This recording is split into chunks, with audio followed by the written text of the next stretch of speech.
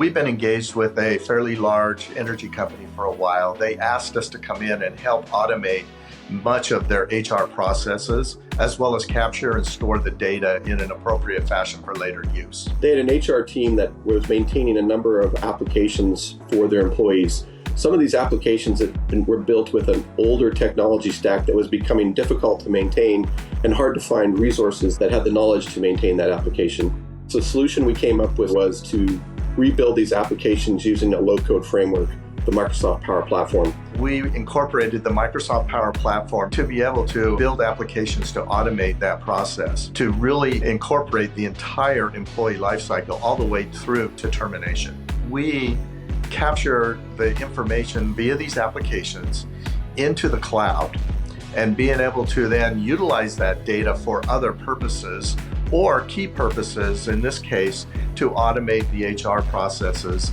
and ensure data accuracy and data integrity. Our solution helped improve the employee lifecycle for our customer in a number of different ways. It increased the number of touch points that the organization had with their employees. It allowed their employees to self-serve. It enabled the HR department to actually do the job that they were hired to do rather than do data entry. Initially, we started off only looking to modernize 13 applications. At the end of the first year, though, we had been so successful that beyond those initial 13, we'd actually modernized another 27 different applications. We went in expecting to build about 10 applications for the customer. We ended up building 50. And there's still more in the queue. The low-code framework was an effective solution for our customer for a number of reasons. It provided a quick and easy way to modernize their previous applications, and it allowed us the ability to train their folks to be able to make changes on their own, as well as use our applications that we built as a template moving forward to build some of their own applications.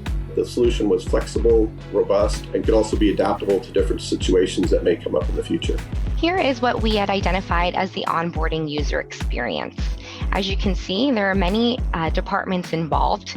A common, conjunction is that majority of this only falls on the HR team. But as you can see, onboarding does heavily rely on various departments across the company. There are key players such as the hiring manager as well as the new hire.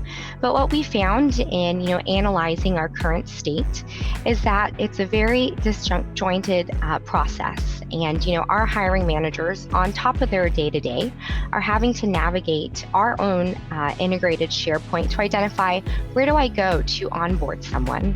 What are the different steps and places that I need to go to ensure that it's successfully completed?